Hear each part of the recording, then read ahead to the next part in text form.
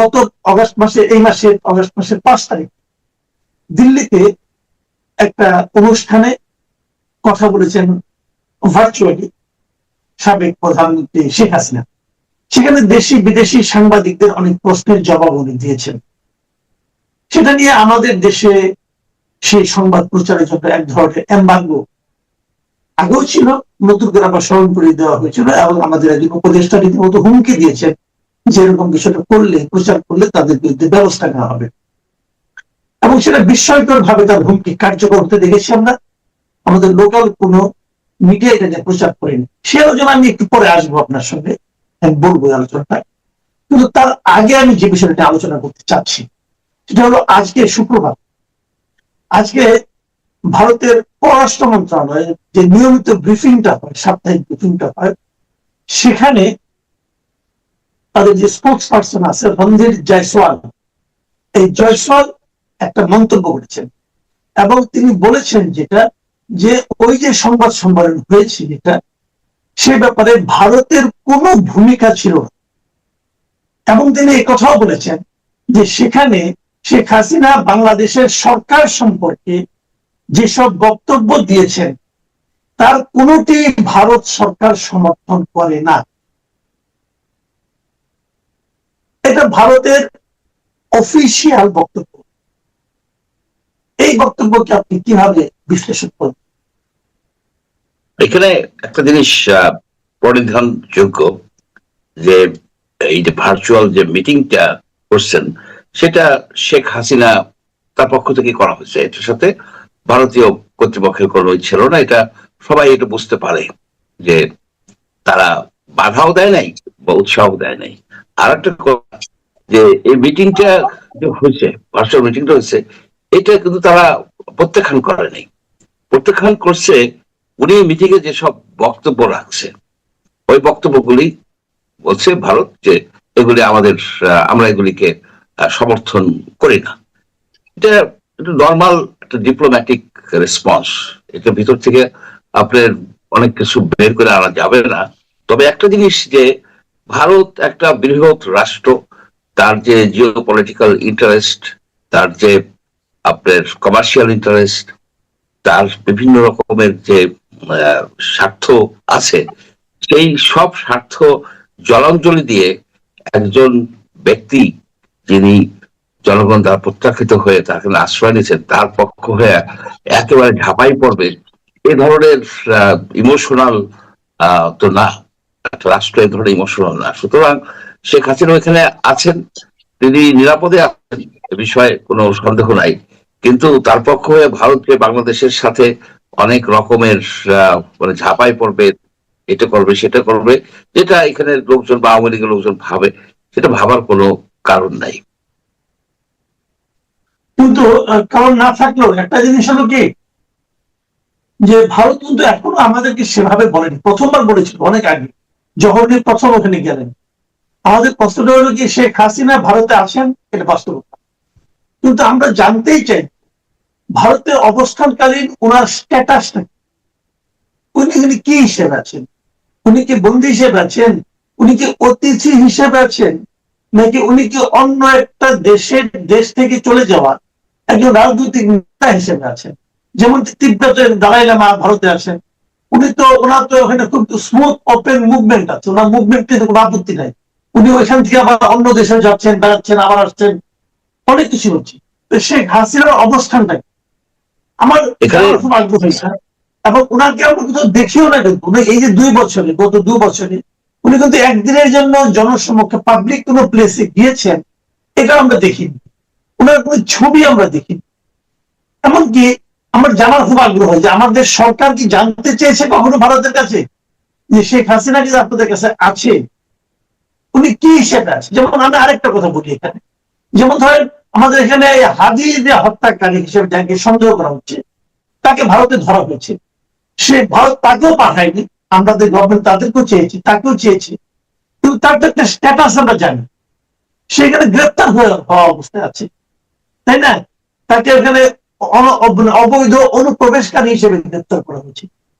তাহলে ভারতের শেখ হাসিনার অবস্থানটা, অথবা আওয়ামী লীগের যারা সেন্ট্রাল লিডার বিভিন্ন জায়গায় আছেন, তাদের অবস্থানটা কি ভারতের কাছে? এটা কি আমাদের সরকার কখনো ভারতের কাছে জানতে চেয়েছে, অথবা আপনার কি মনে হয়?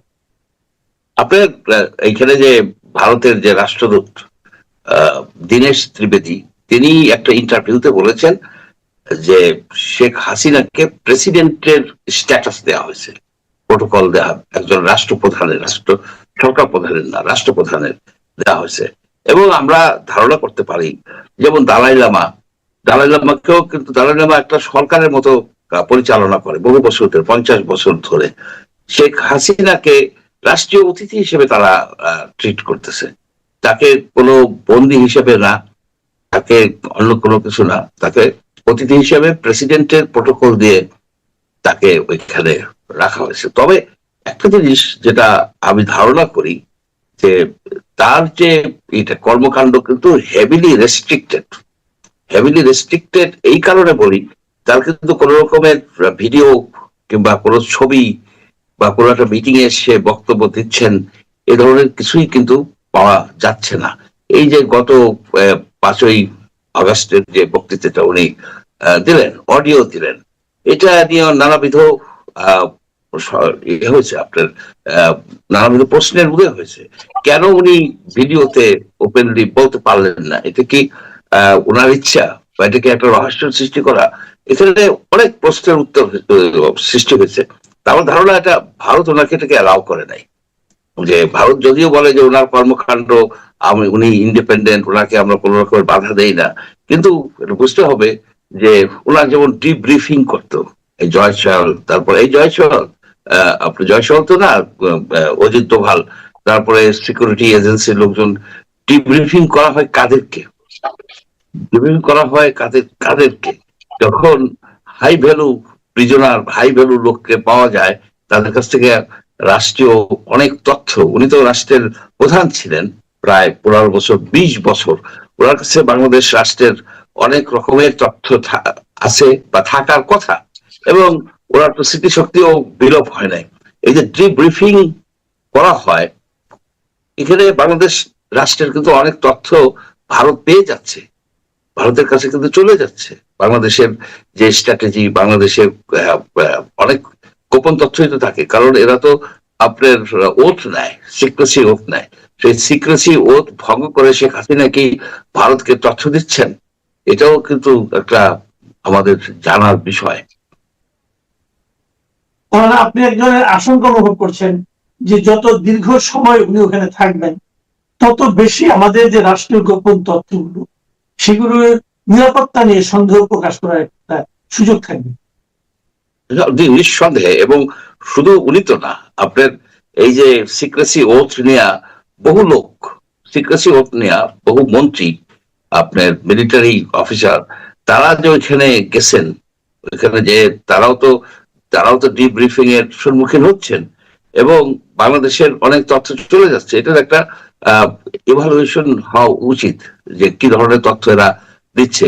রাষ্ট্রীয় তথ্য আর এক রাষ্ট্র পেয়ে যাচ্ছে, প্রতিবেশী রাষ্ট্র, এটা আমাদের সিকিউরিটির জন্য কতটা ড্যামেজিং, এগুলি তো চিন্তার বিষয়।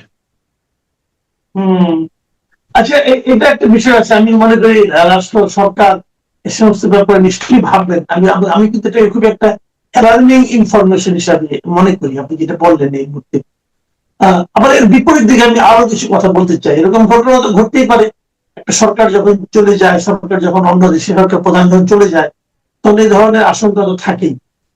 তো আমি অন্য একটা প্রসঙ্গে কথা বলতে চাই, সেটা হলো যে ওই প্রেস কনফারেন্সে যারা উপস্থিত ছিলেন, অনেকে উপস্থিত ছিলেন, তাদের অনেকে বিদেশে থাকেন, কেউ কেউ যুক্তরাষ্ট্রে থাকেন, কেউ কেউ অন্য দেশে থাকেন, আবার কারো কারো ঢাকায়, বাংলাদেশে তাদের প্রপার্টি আছে, বাড়ি ঘর আছে। এমন দুজনের ক্ষেত্রে আমরা দেখতে পেলাম, যেমন এখন সাকিব আল হাসান, ওই দিনই সন্ধ্যার সময় প্রেস কনফারেন্স হলো। সাকিব আল হাসান ফিজিক্যালি ছিলেন না, বাট ওনার একটা অডিও বার্তা এবং উনি ভার্চুয়ালি যুক্ত হয়েছিলেন।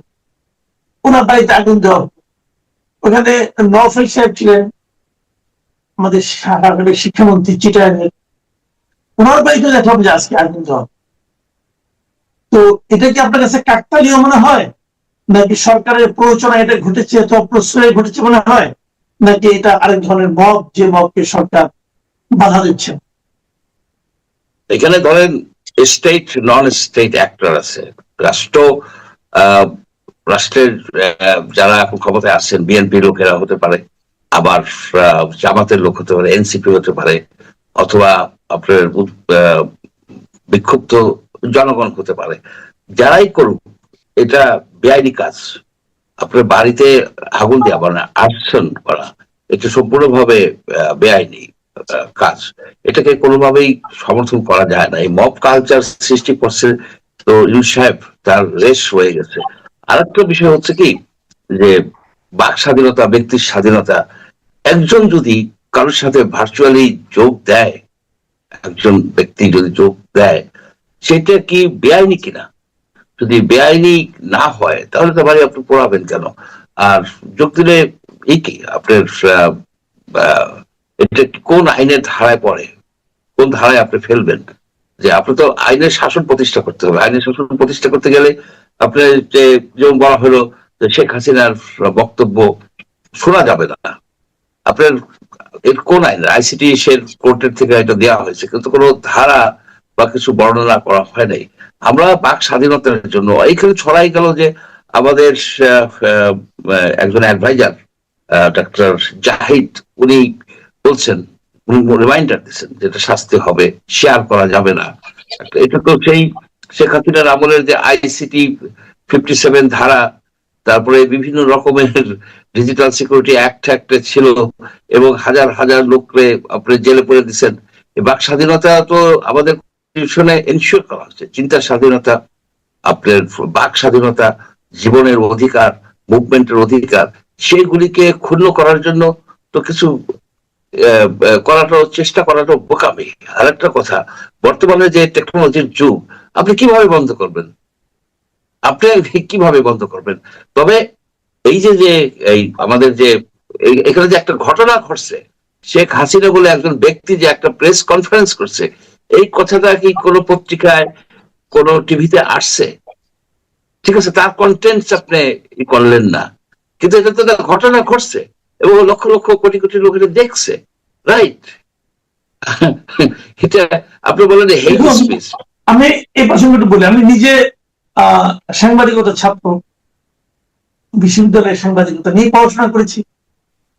3 দশকেরও বেশি সময় সক্রিয় সাংবাদিক ছিলাম, সাংবাদিকতা করেছি, টুকটাক এথিক্সটা বুঝি। তো আদালতের এমবার্গো আছে শেখ হাসিনার হেট স্পিচের। উনি যদি এমন কোনো কথা বলেন, সেটা প্রচার করা যাবে না, যা নাকি মানুষের মধ্যে এক ধরনের বিদ্বেষ ছড়াবে, রাজনৈতিক বিদ্বেষ ছড়াতে পারে, আমাদের সার্বভৌমত্বের জন্য যেটা আঘাত হিসেবে আসতে পারে, এ ধরনের কথা উনি বলতে পারবেন না। এই মর্মে একটা নিষেধাজ্ঞা আছে আইসিটি। আইসিটির যিনি chief prosecutor mister Amirul Islam, উনি একবার বলেছেন, পরশুদিন বলেছেন, যেদিন এই ঘটনা ঘটে তার আগের দিন, না ওই দিন বলেছেন যে শেখ হাসিনার সাধারণ বক্তব্য প্রচারে কোন নিষেধাজ্ঞা নাই। কিন্তু আমি দেখলাম আমাদের একজন তথ্য বিষয়ক যিনি উপদেষ্টা আছেন, মিস্টার জাহিদুর রহমান, ডক্টর জাহিদুর রহমান, যিনি জীবনে কোনোদিন সাংবাদিকতাও করেন নাই, জীবনে কোনোদিন বিএনপিও করেন নাই, তিনি বলতেছেন যে কিছুই প্রচার করা যাবে না। এবং উনি কি বলেছেন, আর আমাদের সাংবাদিকরা, সম্পাদকরা, গণমাধ্যমের কর্মকর্তারা তারা কি বুঝেছেন আমি জানি না, কিন্তু পরের দিন দেখলাম ওখানে যে একটা ইভেন্ট হয়েছে, যেটা বললাম, এই ইভেন্টেরও কোনো খবর কোথাও নাই। তো এই সব মিলিয়ে আমাদের গণমাধ্যমের বর্তমান অবস্থা এবং গণমাধ্যমের সম্ভাব্য ভবিষ্যৎ, আপনার অবজারভেশন কি? তার আগে একটা কথা বলি যে হেইট স্পিচ প্রকাশ করা যাবে না। আমি মনে করি যে হেইট স্পিচ করা যায় না, উচিত না। ধর্মের বিরুদ্ধে একটা কথা বা একটা জনগোষ্ঠীর বিরুদ্ধে কথা, এটা উচিত না। কিন্তু আপনি যদি না শুনেন বক্তব্যটা, না শুনেন, আপনি এইটা কিভাবে বুঝবেন যে এটা হেইট স্পিচ না লাভ স্পিচ না জাস্ট পিস স্পিচ? আপনি কিছু বুঝবেন না, আপনি তো শুনতে হবে। এই যে শোনার অধিকারটা, এই অধিকারটা যখন এই অ্যাডভাইজার মহোদয় আমাদের কাছ থেকে নিয়ে যেতে চায়, তখন আমাকে আমাকে মনে হয় আমার কাছে যে উনি শেখ হাসিনার একজন স্পিরিচুয়াল স্টুডেন্ট। শেখ হাসিনা হতো এইরকম বলতো, এবং এইসব বলার জন্য আমরা বহু লোককে কিন্তু সে জেল খাটাইছে, বহু লোক জেল খাটছে। আমি একসময় যে ডিজিটাল সিকিউরিটি অ্যাক্টে যেসব মামলা হইতো সেগুলো নিয়ে আমি কাজ করছি, জড়িত ছিলাম, যে বহু লোক, কয়েক হাজার লোক এখানে কনভিকশন হয় না কিন্তু জেল খাটে, বহুদিন জেল খাটে, আদালতে যাইতে হয়, হেনস্থা হয়, মায়ের ধৈর্য খায়।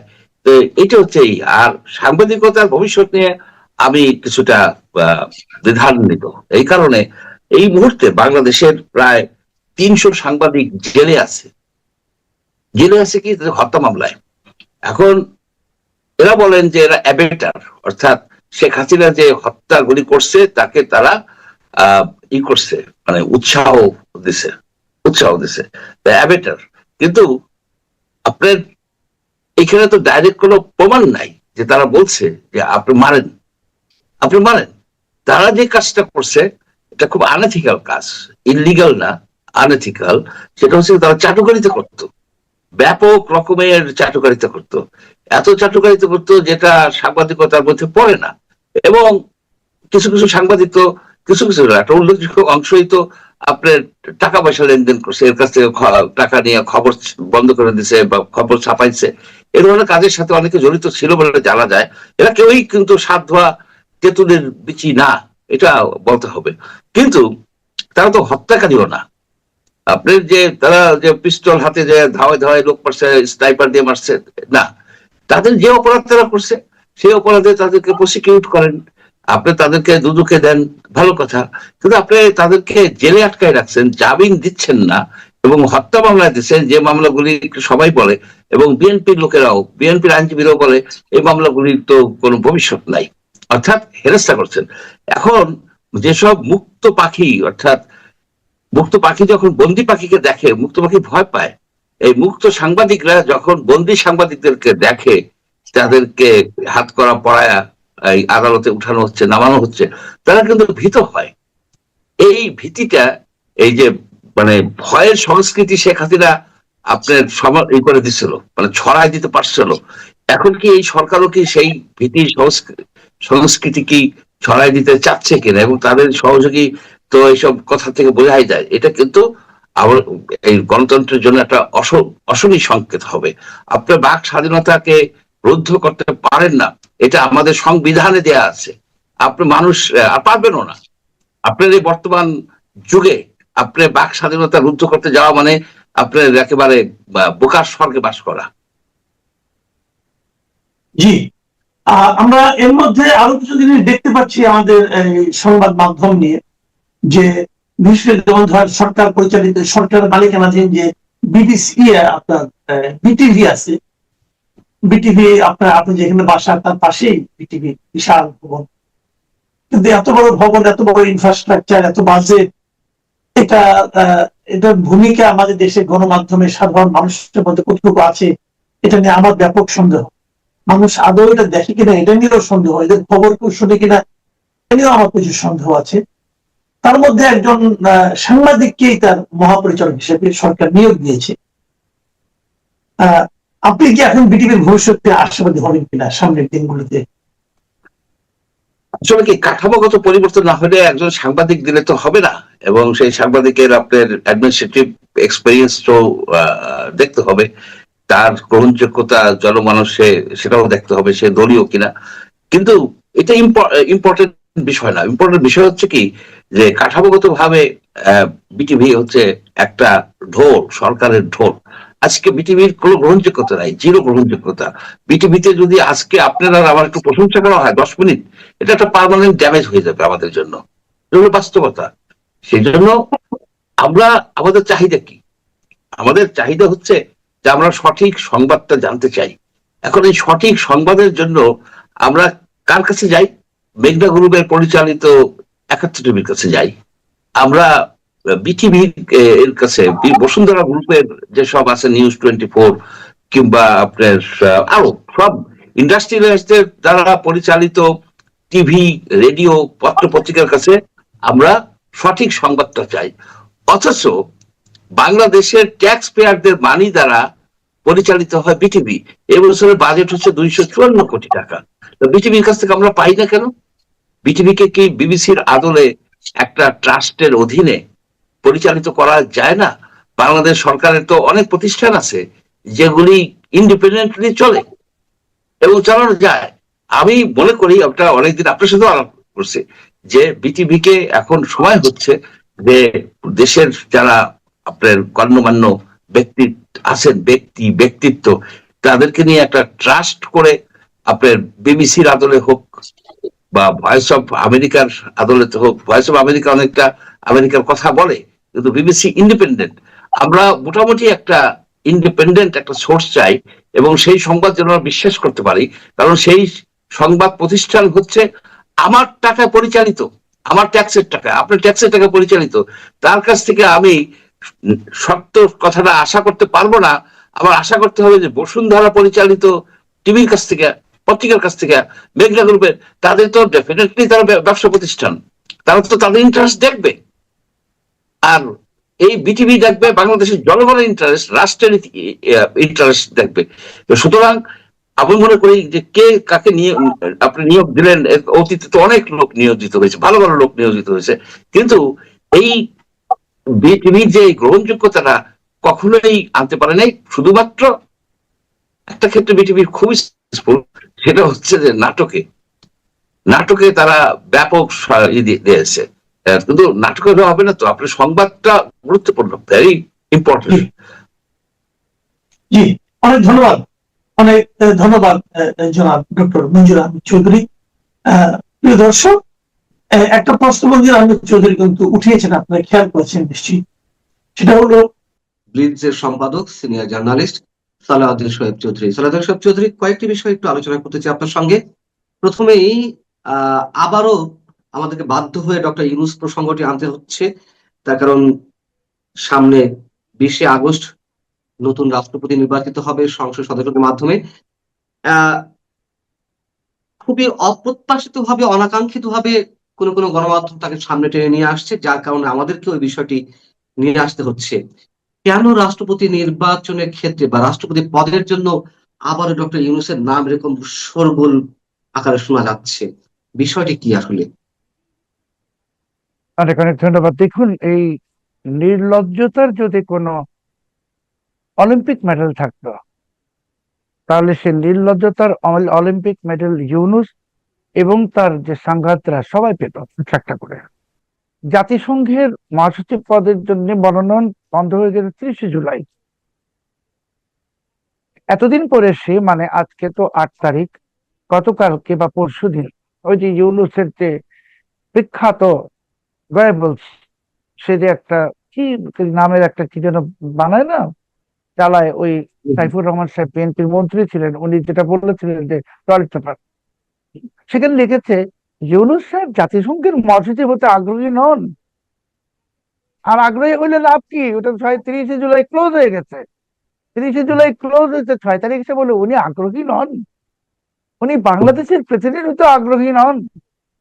মানে এত ওরা আমাদের সবাইকে, বাংলাদেশের সব মানুষকে এত বোকা মনে করে। আসলে তো বাংলাদেশ মানুষ বোকা, বাংলাদেশের মানুষ বোকা বলেই তো 24শে আগস্ট মাসে এই দানবটাকে ফ্রান্স থেকে উড়িয়ে এনে বাংলাদেশটা তার হাতে তুলে দিয়েছিল। জাতিসংঘের মহাসচিবের ক্লোজ হয়ে গেছে 30 তারিখ, মানে সব মনোনয়ন প্রক্রিয়া। সেখানে 6 তারিখ এসে বলে উনি আগ্রহী নন। আরো বলে বাংলাদেশের টেলিভিশনে নাকি এখন এবং টক শো গুলোতে গুজব ছড়ানো হচ্ছে এই ইউনূসের যে সেই টয়লেট পেপারের সম্পাদক বলে। আর তাদের সময় সে কি করছে? সে নিজে কত গুজব ছড়াইছে। বাংলাদেশে নাকি ইউনূসের সময় সাংবাদিক নির্যাতন হয় নাই। ভাই, বাংলাদেশে সাংবাদিক নির্যাতন হয় নাই? আমার তো জানাশোনা কয়েকজন সাংবাদিকের মধ্যে আপনি মঞ্জুরুল আলম পান্না সাহেবই তো একজন। তাহলে যদি ওর ভাষায় সাংবাদিক নির্যাতন বলতে বোঝায় রাস্তার মধ্যে ফেলে সাংবাদিকদেরকে কোরবানির গরুর মতো জবাই করা, ওইটা হয় নাই। তো এই যে নির্লজ্জ, বেহায়া, লুটেরা, পাটপার, এরা আগেও দেশটাকে ধ্বংস করছে। 18 মাসে দেশ তো ধ্বংস। এখন আবার নতুন করে ক্ষমতায় ফিরে আসে প্রেসিডেন্ট পদের জন্য। সে বলে না, উনি কোনো রাজনৈতিক পদে যাবেন না। ইউনূসকে যদি বলা হতো তুমি প্রেসিডেন্ট হবে এক ছোট কাজে, মিরপুর গ্রামীণ ব্যাংক ভবন থেকে বা ইউনুস সেন্টার থেকে বঙ্গভবন, এইটুকু জায়গা তুমি জিপ দিয়ে চেটে চেটে রাস্তাটা পরিষ্কার করবা, ওটার জন্য সে রাজি ছিল। এতটা বাজে লোক, নির্লজ্জ লোক। ইউনুসকে নিয়ে কোনো গুঞ্জন নাই, ইউনুস নিজে নিজে গুঞ্জন ক্রিয়েট করছে। আর দ্বিতীয় হলো যেটা, যে আগামীতে তো রাজনীতির দিক পরিবর্তন হয়ে যাচ্ছে দ্রুত গতিতে। তারেক রহমান সে ভারতে গেলেও পরিবর্তন হবে, আর না গেলে তো গঙ্গার পানি পাবে না। গঙ্গার পানি লাগলে আপনাকে দিল্লিতেই যেতে হবে। ঢাকায় বসে আপনি ওই হুমায়ুন আর খলিলুর দিয়ে ওই যে 9 বার না 11 বার এডিট করতে হয় একটা ইংরেজি বিবৃতি দেওয়ার জন্য, যেগুলো করেন না, এগুলো করে ভারতে কোনো লাভ হবে না। বরং যে এগুলো আপনি যে কি করতেছেন, এটা ভারতের কিছু আসে যায় না, বরং তো গঙ্গার পানিতে দিবে না। তারেক রহমান সাহেবকে যেতে হবে দিল্লিতে, গিয়ে গঙ্গার পানি বিনীত ভাবে চাইতে হবে, আর দিল্লি দিয়ে দিবে গঙ্গার পানি। কেন আমরা বিনীত ভাবে চাইবো? এটা তো আমাদের হিস্সা, গঙ্গার পানির বিষয়টা তো আপনি আমাদের হিস্সা, এটা নামার। আপনি তো জি। বড় দেশ, আপনি তো আমেরিকার সঙ্গে পারেন নাকি যে হিস্সা অধিকার পারি বলতে? আমরা আমেরিকা বড় দেশ, তো ওই ভারতের সঙ্গে ভারত আপনি ছোট দেশ নাকি? ভারত কি পাকিস্তান নাকি এত বড়? আপনি চাইলে দিবে না, কিসের হিস্সা? আমেরিকাতেও তো আপনি চাইলে দিবে আপনাকে। আর এখন আমেরিকা ভারত একখানে হয়ে গেছে। তো গঙ্গার পানি চাইলেই শর্ত আসবে, অন্তর্ভুক্তিমূলক রাজনীতি, শেখ হাসিনাকে ফিরতে দিতে হবে, এইগুলো শর্ত আসবে।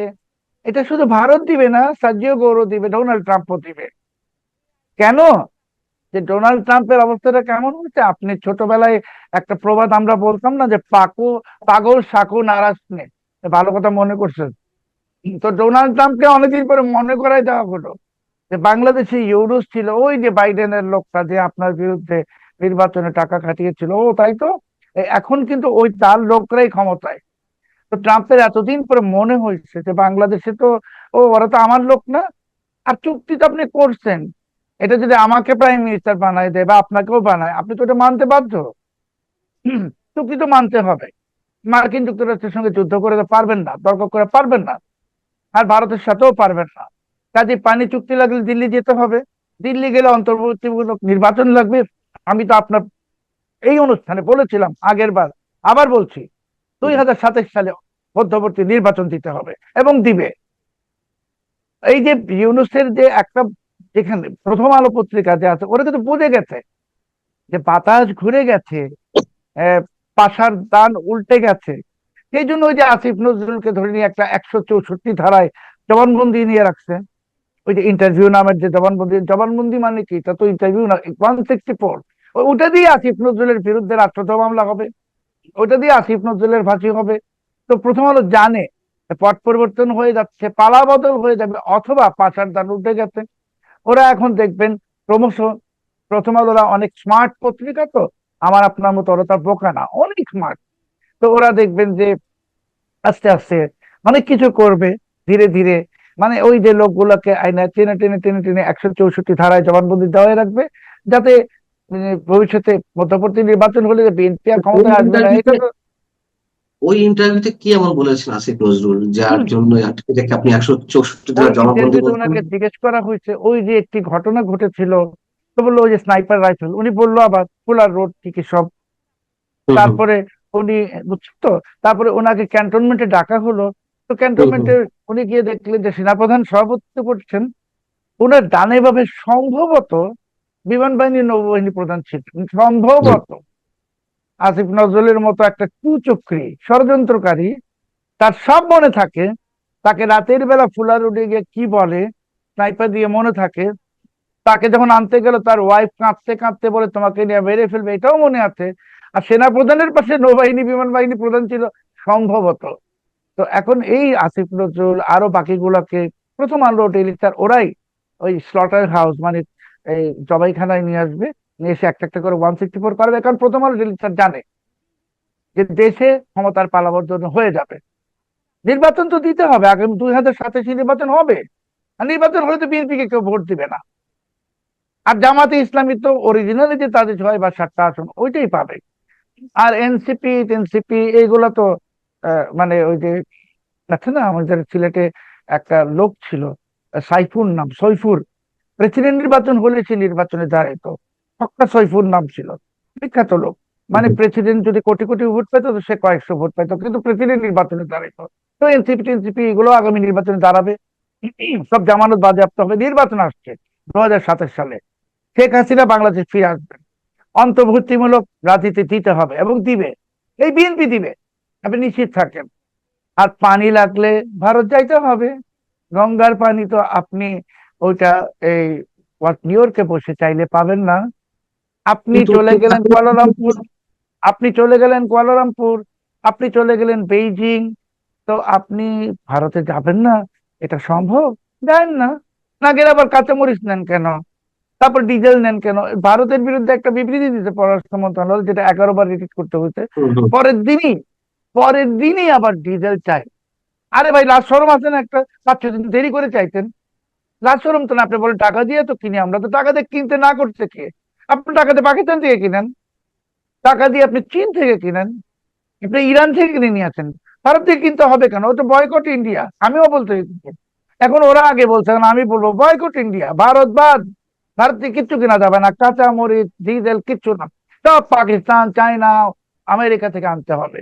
আরো তো এই সমস্ত বড় বড় কথা বলে আর এই সমস্ত বিবৃতি দিয়ে, এই যে গরু ছাগল কতগুলো রাখছে, এই হুমায়ুন তুমায়ুন লন্ডন থাকে বলেই কি ইংরেজি জানে নাকি? বাংলাদেশি রিক্সাওয়ালারা তো বাংলা বলতে পারে, তোর মানে কি ও সাহিত্যের ভাষা বোঝে? এই খলিল একটা কেরানি, আমি বারবার বলছি, খলিল একটা কেরানি, সে কূটনীতির ভাষা বোঝে না। তো বাংলাদেশের পররাষ্ট্র নীতিটাকে লেজে গোবরে করে, কারণ খলিল তো এজেন্ডা আছে, খলিল তো ইউনূসের লোক, তারা তো বিএনপি কে স্যাবোটেজ করবে, করে দিয়েছো। এখন বিএনপি কে খলিল চমৎকার ভাবে স্যাবোটেজ করে দিয়েছে, যে চীনে নিয়ে গেছে, সে নিজে রাশিয়ায় গেছে, যে আমেরিকার সন্দেহের তালিকায় ঢুকিয়ে দিয়েছে। এখন বিএনপি কে সেটার খেসারও দিতে হচ্ছে, যার ফলশ্রুতিতে কার্যকর এসেছিল, এবং যার ফলশ্রুতিতে আপনি দেখবেন যে 10 তারিখে দিনেশ টিভি যে দেখা করবেন এই প্রধানমন্ত্রীর সাথে, তো উনি তো ওই প্রধানমন্ত্রী আমাদেরকে যেটুক বলবে সেটুক শুনবো, তা আবার সেটা তো অনেকগুলো এডিট হবে, 25 বার এডিটও হইতে পারে। তবে নিশ্চিত থাকেন যে প্রধানমন্ত্রী এখন চাইতে চান, ভারতে যেতে চান, উনি বুঝছেন যে না গিয়ে কোনো উপায় নাই।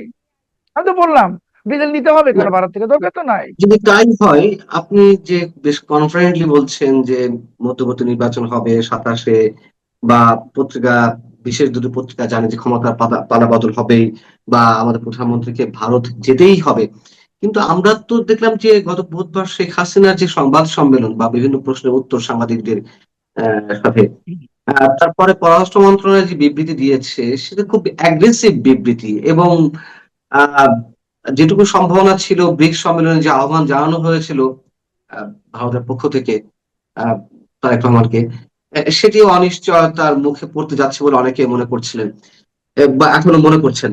তো সেই জায়গা থেকে আপনি এত কনফিডেন্টলি কিভাবে বলছেন যে ভারতে যেতেই হবে এবং ভারতের নানা শর্ত মানতেই হবে তারেক রহমানকে? প্রধানমন্ত্রীকে চীনে কে নিয়ে গেছে? এই খলিলুর, এই হুমায়ুনই তো নিয়ে গেছে, তাই না?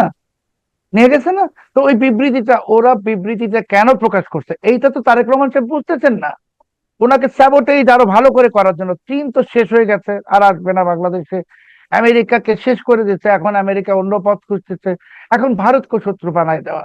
এই যে বিবৃতিটা, এটা কি কোনো ডিপ্লোম্যাটিক ভাষা? এটা তো একদল মূর্খ লোক বসে বসে ডিকশনারি খুলে যে যা ভাষা, কঠিন শব্দ এবং অসভ্য শব্দ জানে, সব দিয়ে অসভ্য শব্দকে ডিপ্লোমেসিতে চলে নাকি? আমি আপনাকে বললাম, তারেক রহমান সাহেব ভারত যাবেন, নিজে যাবেন, এবং অন্তর্বর্তীমূলক নির্বাচনের পরিবেশ দিবেন, শেখ হাসিনাকে উনি নিয়ে আসবেন বাংলাদেশে, এবং নির্বাচন দিবেন আগামী বছর। কোনো পথ নাই। ওই যে একটা সিরাজউদ্দৌলা নাটকের একটা ডায়লগ আছে না, উপায় নেই গোলাম হোসেন উনাদের অবস্থা হচ্ছে সেটা। আমি তো বললাম যে ডিজেল ইন্ডিয়া থেকে আনতে হবে কেন? কাঁচা মরিচ কিচ্ছু আনার দরকার নেই, আমি বলতেছি বয়কট ইন্ডিয়া। চীন থেকে আনেন, পাকিস্তান থেকে আনেন, আনেন দেখি এখন। তো এখন সামনে তো আরো খাদ্য সংকট আসতেছে। বাংলাদেশ তো অলরেডি এখন অর্ধেক জনগোষ্ঠীর অর্ধেক দিনে অভুক্ত থাকে, অর্ধেক বেলা অভুক্ত থাকে, খেতে পায় না, খাবার নাই, লক্ষ লক্ষ লোক বেকার হয়ে গেছে। তারপরে কলকারখানা তো বন্ধ, একটা কলকারখানা খুলে নাই। আপনি এবার 10টা বৃহৎ শিল্প সাম্রাজ্য বা শিল্প গোষ্ঠীর বিরুদ্ধে মামলা করবেন, তো ওগুলো বন্ধ হয়ে যাবে। তারপরে আপনি কি করবেন? লক্ষ লক্ষ কোটি কোটি বেকার লোককে আপনি কি কার্ড দিবেন? কোয়াব কার্ড, মানে স্বপ্নে দেখানোর কার্ড আর কি। কোয়াব, স্বপ্নের একটা আরেকটা শব্দ হলো কোয়াব। ও জানি কোয়াব, জানি কি জানি কোনখানে একটা বিলিং টিলিং ছিল বিএনপির আগের জমানায়। যাই হোক, তো ওই কার্ড ফার্ড দিয়ে লাভ নাই। তারেক রহমান সাহেব কার্ড দিতেছেন না কি দিতেছেন, বাংলাদেশে টাকা ছাপাচ্ছেন, বিদেশি মুদ্রা তো আসতেছে না। তো তারেক রহমান সাহেব তো জানে, ওনার তো গাড়ির যে ফুয়েল কমে যাচ্ছে, মানে ইন্ডিকেটর উনি তো দেখতেছে, আমরা দেখতেছি না, আমরা তো মূর্খ মানুষ, তো দেখি না, উনি তো দেখতেছে যে কিছুক্ষণ পরে দেশ, মানে দেশ নামক গাড়িটা বন্ধ হয়ে যাবে, বিদেশি মুদ্রা নাই, কিচ্ছু নাই। তো এখন রিকনসিলিয়েশন হবে, এখন অন্তর্ভুক্তিমূলক নির্বাচনের পরিবেশ হবে, এখন মধ্যবর্তী নির্বাচন হবে। তার বহু আগে শেখ হাসিনা বাংলাদেশে আসার পর এই তারেক রহমান সাহেব ঘাড় ধাক্কা দিয়ে ইউনূসকে জেলে ঢোকাবেন, ঘাড় ধাক্কা দিয়ে ইউনূসের সব লোককে জেলে ঢোকাবেন। কেন? কারণ ওরা তো তারেক রহমান সাহেবের জন্য থ্রেট। তারেক রহমান সাহেব জানে, উনি তো জানে ওরা তো নির্বাচন দিত না, একটা চালাকি করে নির্বাচন দিতে হয়েছে। এবং ইউনূস যে তারেক রহমান সাহেবকে ব্ল্যাকমেইল করেছে, এই জোর জবরদস্তি করে আমেরিকার সঙ্গে একটা চুক্তি করিয়েছে, এটা তো ইউনূস ব্ল্যাকমেইল করেছে। তো তারেক রহমান সাহেব কি বুঝতেছে না? বুঝতেছে তো। কিন্তু এখন উনি ওই সময় একা ছিল, সঙ্গী নাই, একা বিএনপি। খালি আওয়ামী লীগ মাঠে নামলে আওয়ামী লীগ বিএনপি একখানে হয়ে যাবে, নিশ্চিত থাকেন। রাজনীতিতে তো বাংলাদেশে দুটোই দল, বিএনপি আর আওয়ামী লীগ, হয়ে কিন্তু একদম আবর্জনা সাফ করে দেবে। কিন্তু স্বরাষ্ট্রমন্ত্রী শুক্রবারও বলেছেন যে কিসের শেখ হাসিনা, কোথায় তার চেহারা দেখা গেছে, নানান ধরনের কনফিউশন তিনি ব্যক্ত করেছেন। আমরা অনেক কিছু আমাদের করতে পারি আমাদের আমাদের মাননীয় স্বরাষ্ট্রমন্ত্রী, উনি ওই কথাটা বলতে বলতে একটা চমৎকার একটা রহস্যের হাসিও দিতেন। তো এই যে স্বরাষ্ট্রমন্ত্রী মহোদয় সালাউদ্দিন সাহেব, মানে উনি তো 7 বছর, তাই না, ওই ভারতে ছিলেন। তো উনি কিন্তু ভারতের যথেষ্ট ভালো একজন বন্ধু। তো ওই যে আমি যেমন এখন বলছি বয়কট ইন্ডিয়া, বয়কট ইন্ডিয়া, আমার বলা আর অন্য কারো বলা কি সমান নাকি? আমি তো ভারতের শত্রু না, আমি বলছি। তো উনি ওইটা বলছেন, কিন্তু উনি তো ভারতের সবচেয়ে ভালো বন্ধু, সালাউদ্দিন আহমেদ সাহেব সবচেয়ে ভালো বন্ধু। তো উনি বললে তো ভারতও মাইন্ড করবে না। তো কিসের শেখ হাসিনা, উনি খুব ভালো করে জানে শেখ হাসিনা তো কিসের না কি। সালাউদ্দিন সাহেব অনেক জ্ঞানী লোক, সবকিছু জানেন। উনি দেখলেন একটা হাসি দিয়েছে ওই কথাটা বলার ফাঁকে, ওই হাসিটার মধ্যে সব প্রশ্নের উত্তর আছে। উনি জানেন কি করবেন এবং উনি জানেন কি ঘটবে। কিন্তু ঘটার আগে এই যে দানবগুলো আছে বাংলাদেশে, ইউনুস অ্যান্ড গ্যাং অ্যাকচুয়ালি, ওরা যেন সবকিছু পুরোপুরি টের না পায়, একটু মানে রেখে দে এই ভেড়াগুলোকে খাঁচার মধ্যে, এক সময় ওটা খুলে দিবে। তারপরে যা হওয়ার তাই হবে। শেখ হাসিনা আসবে, মধ্যবর্তী নির্বাচন হবে, এবং মধ্যবর্তী নির্বাচনে আওয়ামী লীগের বিজয় হবে। এখানে কোনো বিতর্কের কোনো কারণ নাই। আওয়ামী লীগের কারণ বিজয় মানুষ হবে, ক্ষমতায় আসবে। বিএনপিকে মানুষ ভোট দিবে কেন? আপনি আমাকে বলেন, বিএনপিকে কেন ভোট দিবে? চাঁদাবাজি, দখলবাজি, আর ওই যে কি সব ভুয়া কার্ড বিতরণ, আর কি কি বিএনপির কোনো অর্জন আছে? আমার বাসায়, আপনার বাসায় আমরা তো আওয়ামী লীগ করি না, আমরা তো 3 গুণ বিল দিতে হচ্ছে। তিনি বিএনপি করেন, তিনি জামাত করেন, ওনারও 3 গুণ বিল দিতে হচ্ছে। যিনি জাতীয় পার্টি করেন, ওনারও 3 গুণ বিল দিতে হচ্ছে। আমাদের কারো বাসা বাড়িতে তো 3টা পর্যন্ত গ্যাস থাকে না রান্না করার জন্য, তাই না? আমরা তো দুপুরের খাবার এখন রাতের বেলা খাই। তো এই অবস্থায় বিএনপিকে ভোট দিবে কেন? বিএনপি শোচনীয় পরাজয় হবে। আপনার এই অনুষ্ঠানে আমি বলেছিলাম নির্বাচনের আগে বিএনপি ব্যাপক বিপুল বিজয় হবে। এখন বলছি নেক্সট নির্বাচনে বিএনপি শোচনীয় পরাজয় হবে। শোচনীয় মানে বিরোধী দল হবে। আর জামাত তো 2-3টা আসন পাবে, এনসিপি অস্তিত্ব নাই, এই দিকে যাচ্ছে। এখন বিএনপির কোনো হাতে কিছু নাই। বিএনপি সব সুযোগ হারায় ফেলছে প্রায় 2 বছর। আওয়ামী লীগ ক্ষমতার বাইরে 2 বছর বিএনপি সব সুযোগ হারায় ফেলছে। ইউনূস যেমন সব সুযোগ হারিয়ে এখন গণশত্রুতে পরিণত হয়েছে, বিএনপিকে এখনই আমি গণশত্রু বলতে পারতেছি না, বা হয়তো বলছি না টেকনিক্যাল কারণে, কিন্তু বিএনপিও তাদের সব সুযোগগুলো হারিয়ে ফেলেছে। এখন তারেক রহমান সাহেবের আর নতুন করে কিছু করার নাই। ওনার মন্ত্রীরা তো প্রকাশ্যে অনেক কিছু করতেছে, তাই না? আমরা পত্র থেকে দেখি যে এটা করে, সেটা করে, কি নাম দিয়ে দেয়, কি এটা করে, টেন্ডার করে, চুরি করে, সবই তো করতেছে। তো কাজেই আপনার সাথে কথা বলি, মানচিত্রে অন রেকর্ড শেখ হাসিনা ডিসেম্বরে আসছেন না। শেখ হাসিনা এই বছরের ডিসেম্বরে আসছেন না। শেখ হাসিনা ডিসেম্বরের কয়েক মাস আগেই আসছেন। আচ্ছা, তার মানে তো একটা আগস্ট সেপ্টেম্বর অক্টোবর রয়েছে মাঝখানে, যদি কয়েক মাস আগে ডিসেম্বর, আসতে পারে। ডিসেম্বর না, ডিসেম্বর না। মানে আপনি বলতে চাচ্ছেন যে খুব দ্রুতই বাংলাদেশের রাজনৈতিক হাওয়া খুব দ্রুতই ঘুরছে। বলে গেছে তো সবই আমি বলছি বাংলাদেশের রাজনৈতিক হাওয়া আমি বলি না, পাশার দান ইন্টারন্যাশনালি উল্টে গেছে, একেবারেই উঠে গেছে। এখন আমেরিকা ভারত এক অক্ষে চলে আসছে 100%। তাদের সঙ্গে রাশিয়াও আছে। তো কাজেই এখন চীনের প্রভাব ঠেকানোর জন্য ভারত এবং আমেরিকা এক অক্ষে অবস্থান নিয়ে নিয়েছে। এই পরিস্থিতিতে বাংলাদেশের রাজনীতির ভবিষ্যৎ নির্ধারিত হবে এই দুই দেশের সিদ্ধান্তে। এবং বাংলাদেশের যে একটা পরিস্থিতি, একটা আটকানো পরিস্থিতি, যে একটা বড় রাজনৈতিক দল 6-7 কোটি তাদের সমর্থক, তাদেরকে আপনারা বাদ দিয়ে রাখছেন, এইগুলা হবে না। এইগুলা আসলে অবাস্তব চিন্তা, অবান্তর চিন্তা। এটা একটা টেম্পোরারি একটা ঘটনা ঘটেছে ইউনূসের কারণে।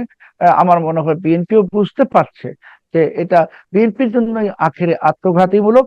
কারণ বিএনপি যদি আওয়ামী লীগকে রাজনীতির বাইরে রাখে, তাহলে বিএনপিকে যারা আসলে বিএনপির হন্তারক, যারা আওয়ামী লীগেরও হন্তারক, সেই জামাত এবং উগ্রবাদী এবং স্বাধীনতা বিরোধী অপশক্তি, তারা মাথাচাড়া দিয়ে উঠলে শেষ পর্যন্ত ওই ফ্রাঙ্কেনস্টাইন আওয়ামী লীগও রাখবে না, বিএনপিও রাখবে না, বাংলাদেশটাকে ওরা দখল করবে। এই পরিস্থিতি থেকে মুক্তির একমাত্র পথ সেটা অন্তর্ভুক্তিমূলক নির্বাচন। তারেক রহমান সাহেব নিশ্চিতভাবে জানেন, এটা উনি জানেন এবং উনি এটা বিশ্বাস করেন এরই মধ্যে, এবং উনি এটা করবেন। এত সহজে করবেন? এতদিন পর ক্ষমতা হাতে পেয়ে মানে বাংলাদেশের রাজনীতির প্রেক্ষাপটে এটি কোন দল করতে চাইতে পারে?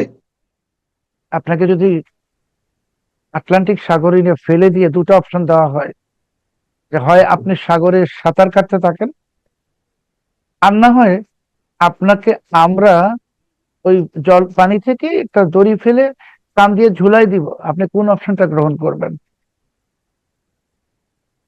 তারেক রহমান সাহেবের অবস্থাটাও সেম। এখন উনাকে মানে he has to choose between fry and fire, আর কোনো অপশন নাই। উনার সর্বোচ্চ ভুল ছিল যে উনি ক্ষমতায় আসার পরপরই